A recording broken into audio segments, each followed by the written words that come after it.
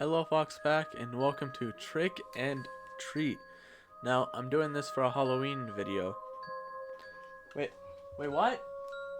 It's no longer Halloween? It's already November 2nd? God damn it. We're doing it anyway. So yeah.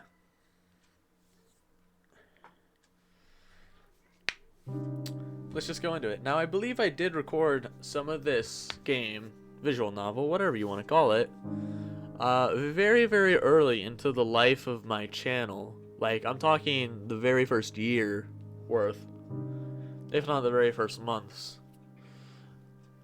But I don't know, like, if I don't think I ever finished it. After all, it only has 46 minutes worth.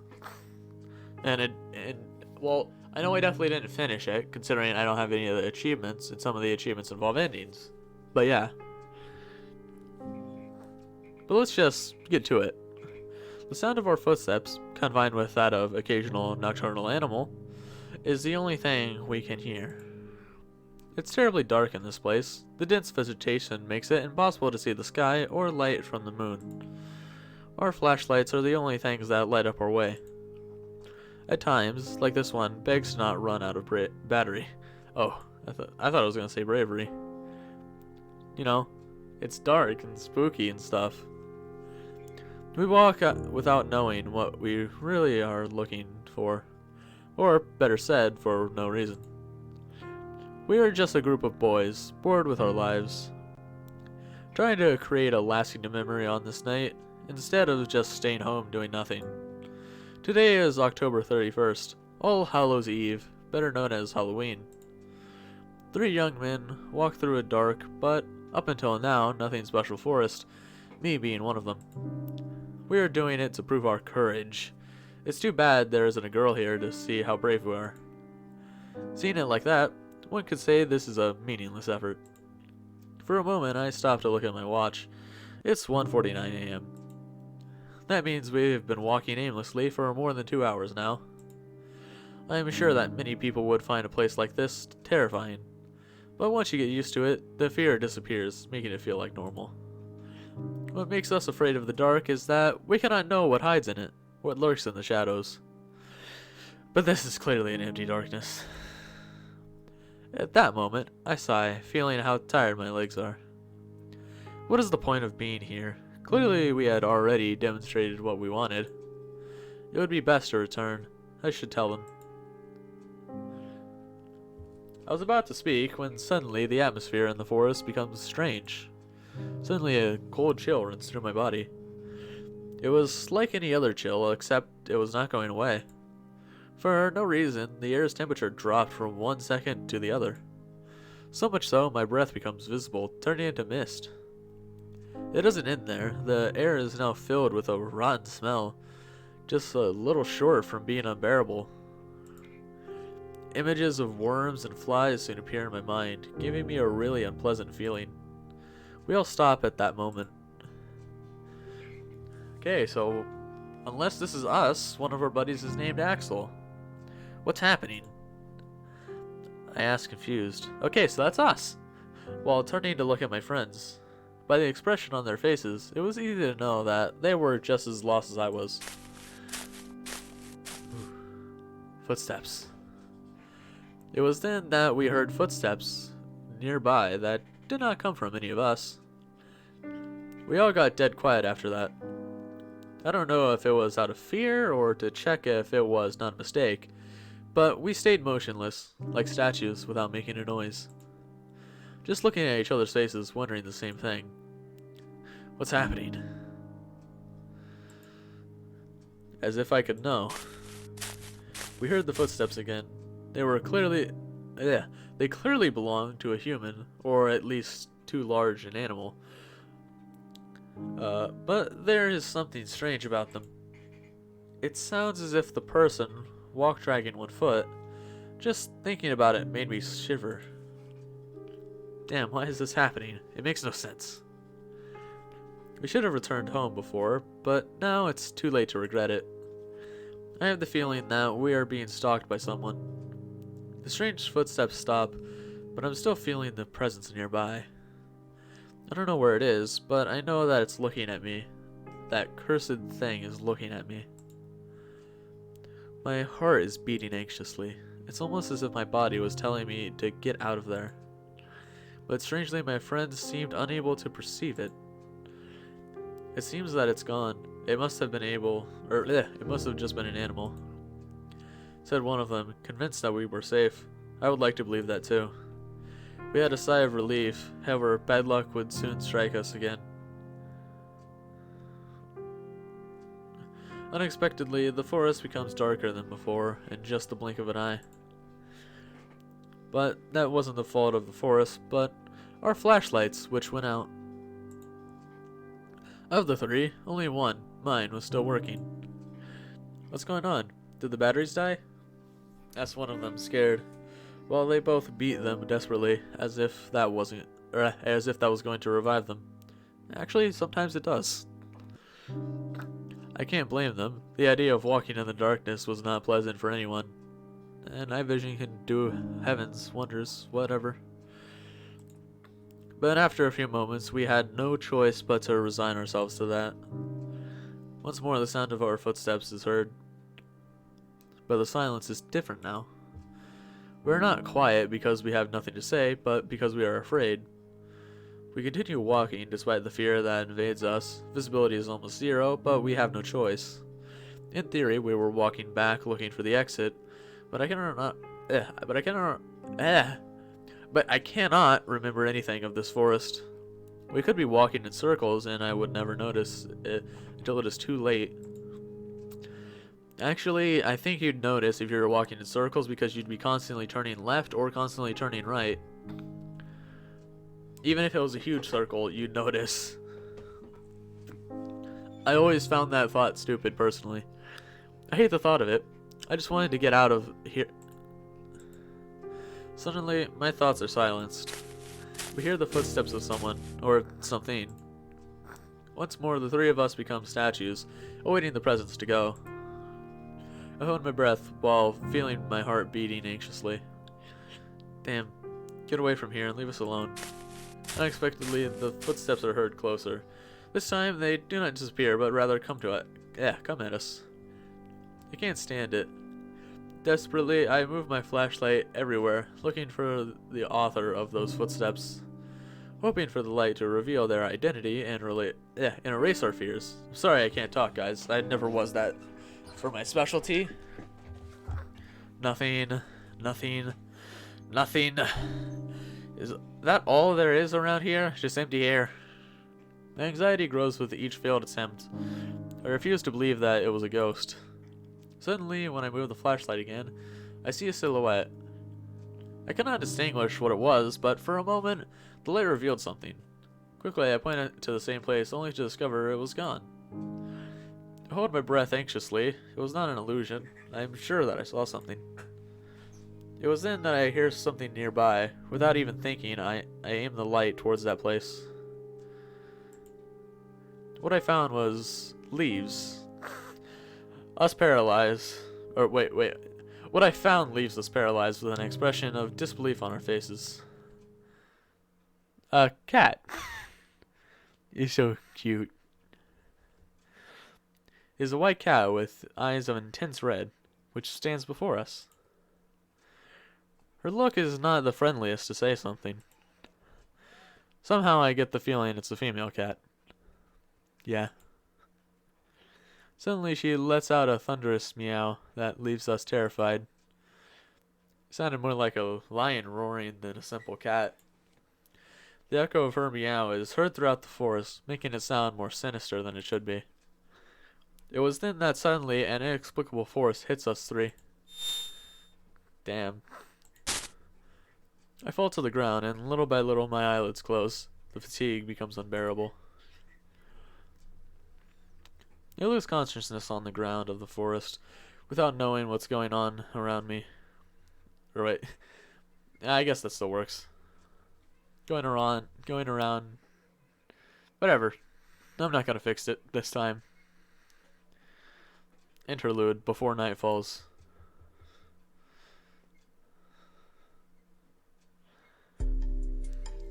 is a day like any other, so normal that it was almost painful. The only special thing that could be said about it is that it's October 31st. Far were the memories when I was a kid and went out with my friends to ask for sweets from house to house. Just remembering it made me sigh. I feel nostalgic. Some things were better when I was a child, or at least seems like that. There were some who had good costumes, whether of superheroes or monsters. My friends and I, on the other hand, had to use our imagination. Creativity was our costume, you could say, no matter how funny it could sound. I remember that my mother once painted red on my face and told me, "You will be the devil." But it seems only she saw it that way. When we went out from home to home, everyone said I was the Tomato Man. But those things didn't matter to me, since we always had a good time. If I asked for candy now, even if I had the best costume, I'm sure no one would give me anything. Except perhaps a scolding for acting like a child when I am 17 years old. But anyway, I can't stay in the past. I must live in the present, no matter how little exciting that may be. Back to reality, we are a group of friends who don't have any plans for today. We're still not old enough to go to a disco, and I doubt guys as us would have any luck in that environment. The other option would be to go to a party, meet girls, and have fun. Everything perfect, except that nobody has invited us. Not being popular has its disadvantages. That's my life. Hey Axel, let's have a couple matches. What would you want to say? My friend Steven called my attention while playing with the video game console. Rush Red, I believe that's what the game is called. A fast and quite complicated fighting game for me. I would normally agree to play with him, but for some reason I don't feel in the mood today. I have no desire to play now. I played with discouragement. I almost feel bad for doing it. Boring. The AI is no rival for me. Steven said with confidence. That you're playing on normal difficulty does not help your argument. I don't feel like losing, but if you want, you can challenge Alfred. I said, leading the attention to my other friend. I don't know how to play that. Answered Alfred, doubting for a second. He is sitting behind the PC, but it seems that he isn't doing anything interesting.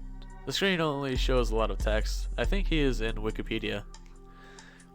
Hey, don't you have something more fun to do? I asked with discouragement, without even thinking about what he was reading. Alfred looks at me surprised. The actual problem of society is that people are not interested in discovering their history. He is one of those pseudo-intellectuals always looking at for any rare information to appear smarter than others. When we forget our past mistakes, we are doomed to repeat them. He added later. What are you talking about? This village is small and its story is not interesting at all. Nothing outside of the normal has ever happened in it. Alfred laughs mockingly after hearing that. Your ignorance is worthy of praise. He pauses, filling his chest with pride. The very fact it is a small town is the reason it's full of many mysteries. Did you know that 20 years ago on this date, a man disappeared? So, what about it? I asked without being impressed or even interested in the least. Things like that happen all the time in places. As I thought you don't know the history despite living in this very place.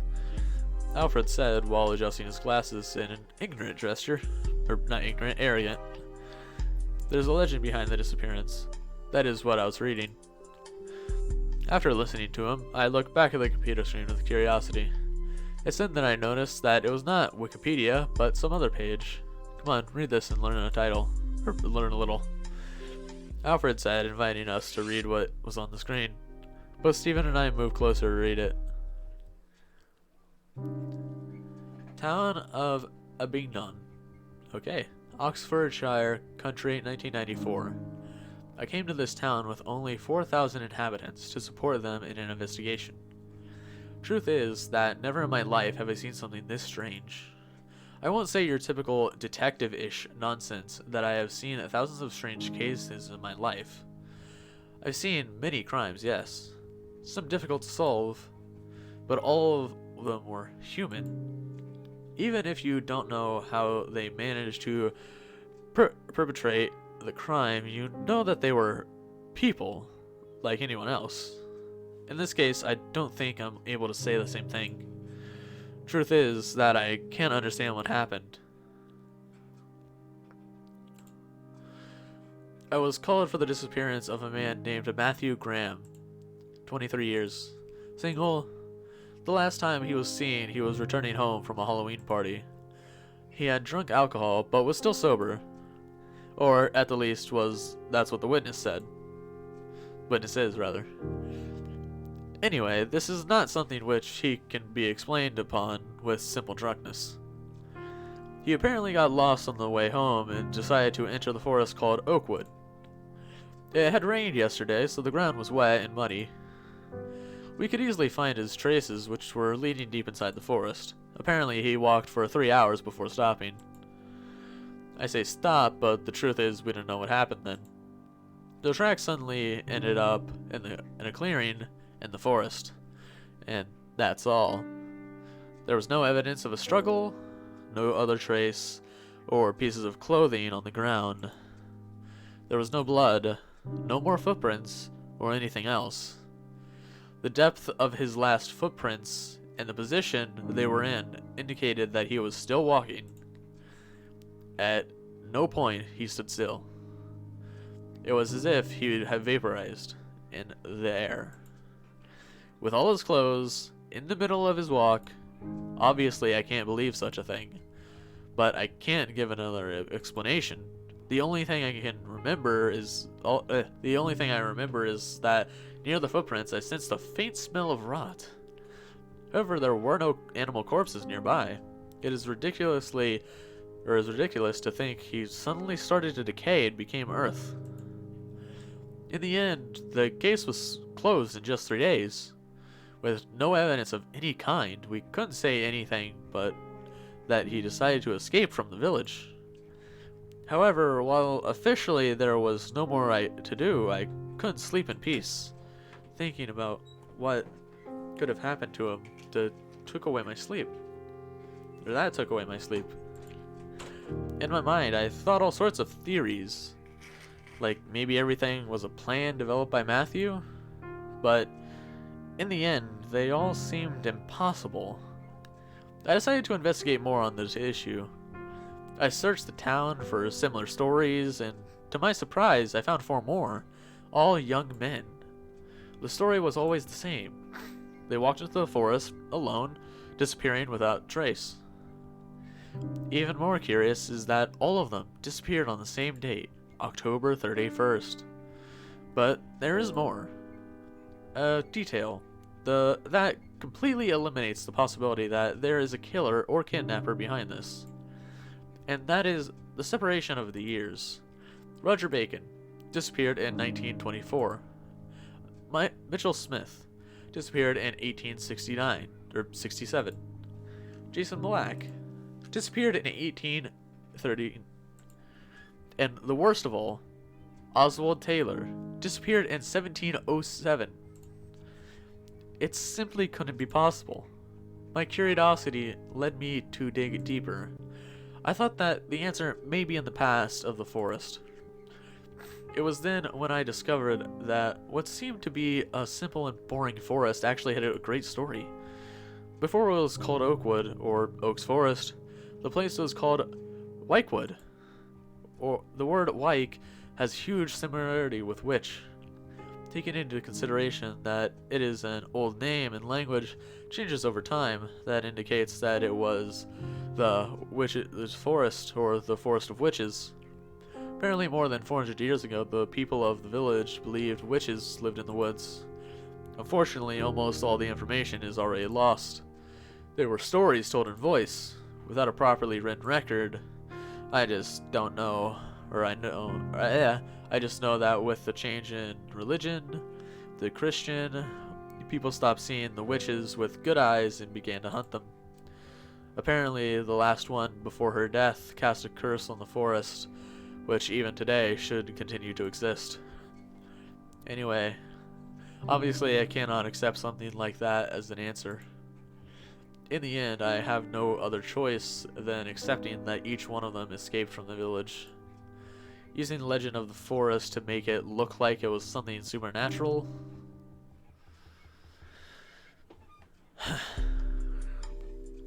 Interesting story. I didn't know that such a story was hiding in this town. I sound honestly surprised. Even if it is a lie, it managed to hold my interest. Wait, there's something more. Alfred said. At the same time, he scrolls to the comments. We read what is written there. A couple of comments call our attention. Both of them talk about the same creature, or about some creature. At that time, they felt a horrible fear for what could happen to them. Well, the two comments share great similarities, but they could have been written by the same person. There are many others that deny it. Looks like many people went to... My bad. Looks like many people went to the forest because of the legend, but couldn't find anything. I thought that you only read these things to look more cool before the girls, replied Stephen as a joke. Alfred giggles with a little shame. Partly yes. He admitted it. That was a secret everybody slightly knew. Well, well. Now we have an activity for tonight. Stephen said at the same time. He makes a face overflowing with enthusiasm. What? I asked, completely lost. I thought we were just killing time. Simple. Let's go to that forest. Stephen replied without hesitation. He seemed really fascinated by the story. Are you insane? Said Alfred, unable to believe what he had just heard. You only needed to look at his face to know he did not like the idea. Despite everything you've heard, you want to go? Of course. It would be a test of courage among us three. Replied Stephen, full of confidence, perhaps too much. You should relax a bit. Don't tell me you're afraid. No, why should I be afraid? Answered Alfred at the same time. He folds his arms, making a false gesture of security. It's more than obvious that you are afraid, Alfred. I'm sitting up a bit. Almost as when you have to talk with a girl. And what about you, Axel? Don't tell me that you won't come. Suddenly Stephen asked me, at the same time looking at me mockingly. Don't tell me you want to be the chicken of the group. I hate that tone of voice he used. I will never give you that. I said without thinking, showing a confident smile and look. Well, let's not say more. Take your coats, backpacks, flashlights, and some food. We're going to that forest. Stephen said, full of energy. Yeah. We three said in unison, as if we were going to have some kind of private party. Not really knowing what we were doing or what we were going to find. Alright. 2:13 a.m. Yes, it's back to the main story instead of the backstory. I awake, completely confused, not knowing how much time had passed. My head hurts like hell, but I can't blame it. Fortunately, the pain goes away quickly, just as my confusion. Soon I come back to my senses. My flashlight is laying on the ground, shining towards the empty air. I immediately pick it up. It was my only protection against the darkness that surrounds me. Then I remember that Stephen and Alfred were with me. Stephen, Alfred, can you hear me? Without thinking, I screamed their names in the dark while trying to find them with my flashlight, but there's no trace of them. They're gone. Where the hell are they? And what the heck just happened? I really don't understand anything. Shit. We should have stayed at home. This is not a proof of courage. We could be in danger. I have to find them. 2:19 a.m.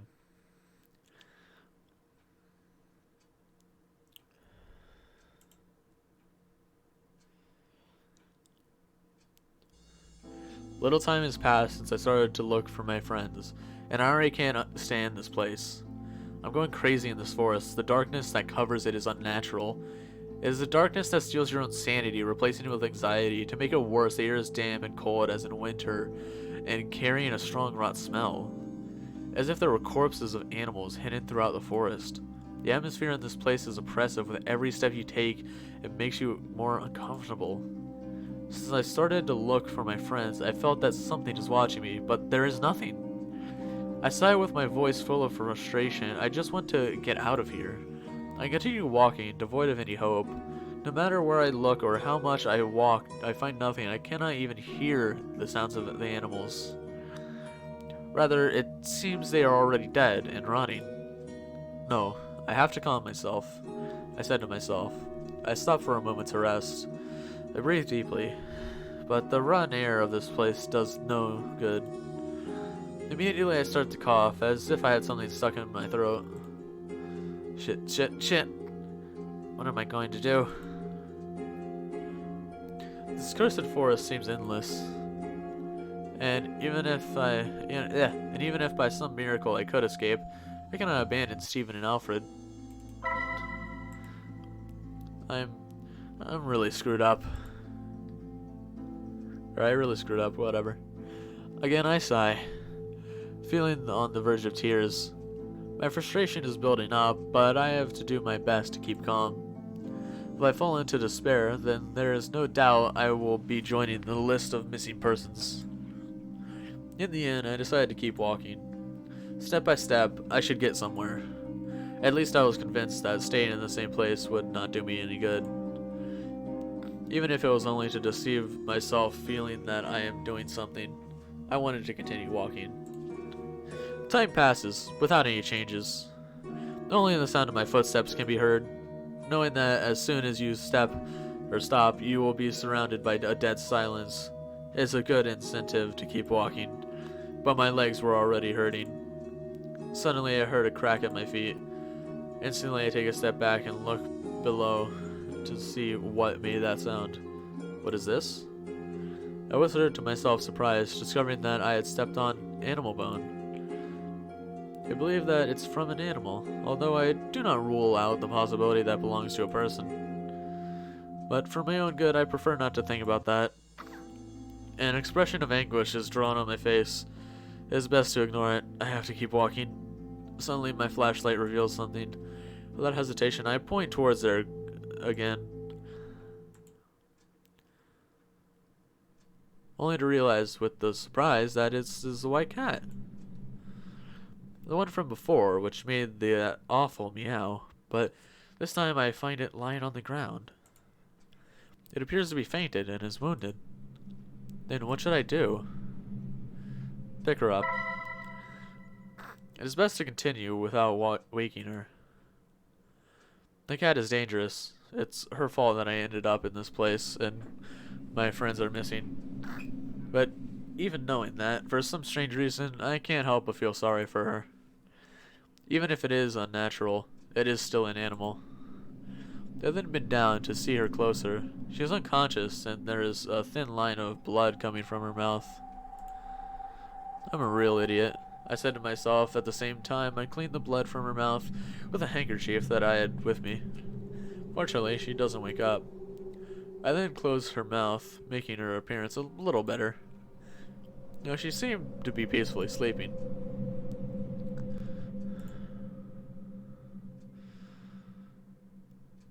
After a long sigh, I decided to pick her up carefully. I don't know what the powers of this cat are, but if she brought me here, maybe she can return me to my world. With her in my arms, I decide that the best thing I can do is to continue walking. 2:31 a.m.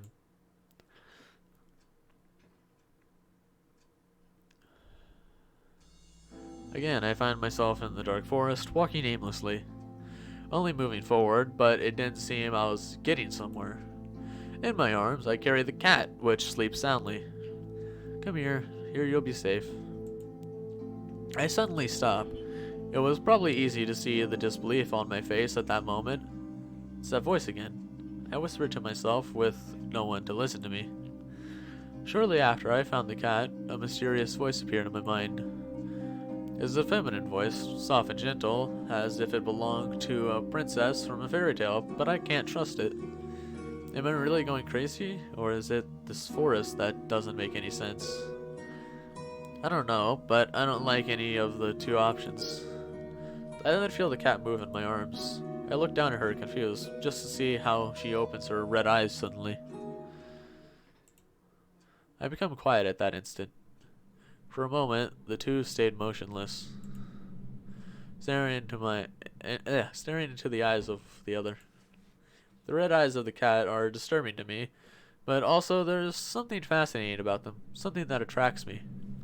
I lose myself in her eyes, as if hypnotized, until suddenly she jumps with the intention of scratching my face. My reflex is pushing her at the same time. I jump back, turning my head to dodge her claws. I managed to dodge her attack, but in the process I dropped my flashlight. I panicked and acted clumsily. The flashlight falls near me, lighting up a tree in the vicinity. As soon as it left my hands, I remember how dense this abnormal darkness is. I quickly pick it up without even thinking, before taking action. I then light the place where the cat was, only to discover she had arched her body angrily, as if she feared an attack from me. Those eyes stare at me, shining with the light of the flashlight, as if they were jewels, reflecting a fearsome hatred and rejection towards me. My body freezes after seeing them. I can't even think. The cat then lets out a thunderous meow, similar to the one before, but weaker, although not any less frightening. There's no doubt there is something wrong with that animal. It must be cursed. Everything is her fault. She must be some kind of evil spirit, a pet of the witches. I feel how panic seizes me. My heart beats quickly, begging me to do something. My mouth is dry and my forehead covered with cold sweat. What should I do?